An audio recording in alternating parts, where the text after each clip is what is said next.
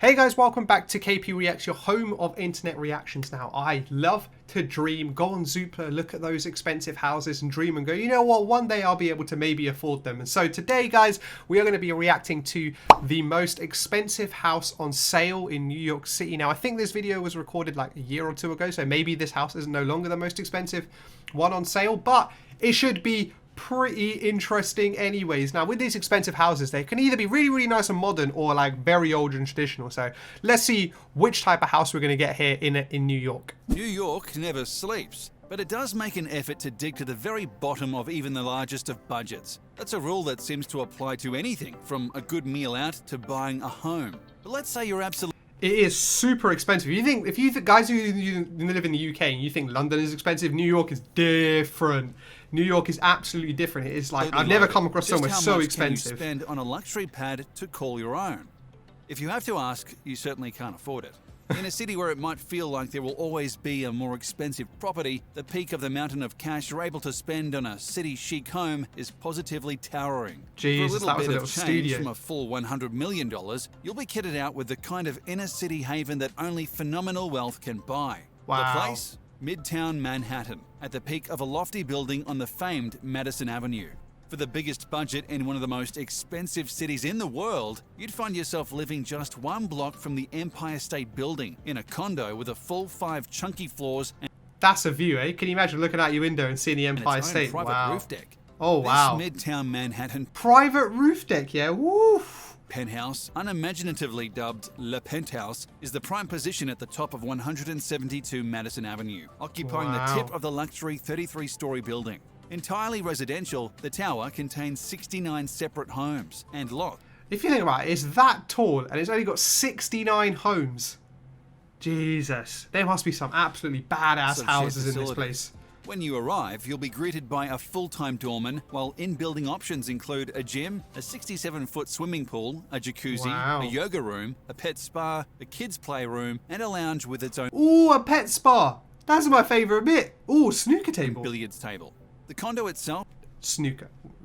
Billiards, whatever rubbish billiards. occupies is. those It's not 5 billiards. towering floors, a total floor area of 19,000 5 square feet floors? indoors, and a further 4,500 square feet of outdoor space. Wow. The outdoor space consists of a private roof deck and terraces on several floors. That's The incredible. house features towering 23-foot ceilings throughout, but what your $98 million will get you is little more than space itself. Furnishings, appliances, and other essentials need to So guys, can we start kind of, GoFundMe maybe to get me there?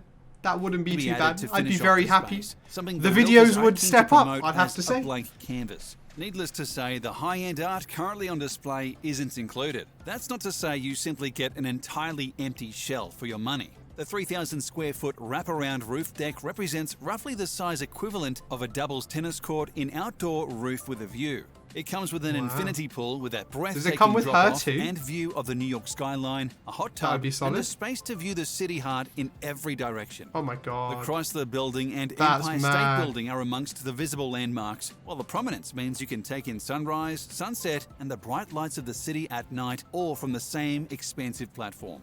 Inside, 11 bedrooms Wow. and 14 bathrooms 14 bathrooms. How many people were living in this place? Hey, found- you know what? If I had 14 bathrooms, the first thing I'd do is I'd want to take a shit in every single one of them. Poopy. Oh, man. around the fringes Can't of leave them stunning empty. living spaces, making full use of its airy location at the top of the tower. The interior design is all soaring ceilings and sharp Would it not be modern windy lines outside with then? massive floor-to-ceiling windows drawing the eye to the views just outside. Even the staircases are minimalist and unobtrusively located against the internal walls to ensure both views of natural light are preserved. There's a formal dining area and high-end kitchen, marble fireplaces, oversized luxury baths, and naturally, every bedroom is an ensuite. At this Ooh. price, you get sweeping, generous spaces rather than the best-of-use space designs that are typical of heavily populated Manhattan. Hungarian architect Carl Fischer, who passed away in 2019, said of his building, the key challenge was to capture the feel of, on the one hand, a rich and iconic history, and on the other, the spirit of an incredibly alive and vibrant neighborhood. One with more food, fashion, and energy than perhaps any other part of the city, which itself is known for its dynamism. Pictures show the current owners have the condo kitted out with high-end art, sleek furnishings, and a You know what confused me about these, right? whenever they're like done like this, and as they said, look, the owners have kitted out, you cannot live in this. This is not a home. This is a house. Is it B&Q here? They say make a house a home. Like, that's what they need to do with these places. Like, I'd much rather like it to see like a sofa with a blanket on it, or, you know, something like that makes it feel like it's either lived in or something that makes it feel like a home. I feel like that increases the value rather than something that just looks like it's for show. I don't know. Mate, what do you guys think? Do you agree or do you disagree with me? That's dwarfed by one of the chunky living spaces. The advertising also contains concept pictures for the space, including a wine storage and tasting area that looks to contain facilities for perfectly storing dozens of no doubt pricey bottles. Naturally, the realtors are selling the dream. Plenty of high-profile interest has been reported, though the sellers have told the media that their privacy rules prevent them from revealing exactly which multimillionaires have been sniffing around the place. They've simply noted that it's been interesting. For most of us, of course, to say a property like this is a dream is an understatement. Beyond your $98 million, you'll have to shell out around $30,000 in communal fees and $50,000 in property tax every month to live at the top of the... Every month? Oh my days.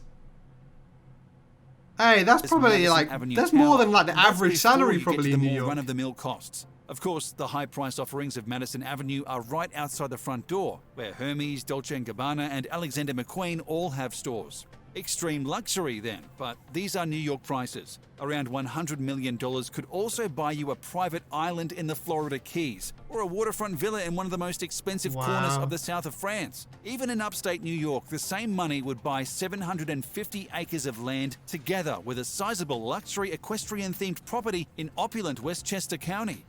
That said, for all its luxury, La Penthouse may actually be far from the most expensive home for sale in New York City. It's just the most expensive one publicly listed. Amongst the truly wealthy, it can be common to quietly drop the word that you're looking to sell rather than bother listing where average Joe is simply dreaming as they ogle your prized asset.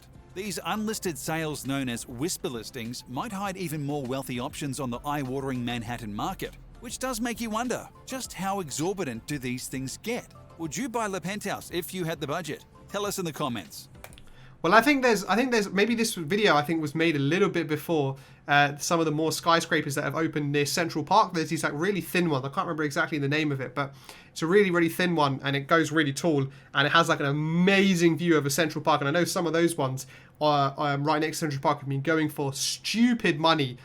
And the thing is, I guess, one, there's such a small number of people that could afford that. And then two, it's like, as we saw there, they're not going to be lived in, which is, I guess, the most frustrating thing. Like, they're just going to sit empty, or they're paying for, like, to maintain a space to just have it. But I don't know, man. What is the point? What's the point in having all of that if you're not going to use it? I just don't understand it, man. But would you guys buy it? Would you guys buy that house? If you had 100 M's, would you buy that house? I think if you only had 100 M's, you probably wouldn't buy it because you'd need a lot more than that. You need to be probably a billionaire to be able to afford that. So, yeah, let me know if you'd buy it. I probably wouldn't. I'm pretty sure I'd be as happy somewhere in much smaller space than that. So I think I'd save my money and maybe use it on something else. But that's it for this one, guys. Thank you all for watching. Make sure to subscribe if you're not already. And I'll catch you guys on the next one.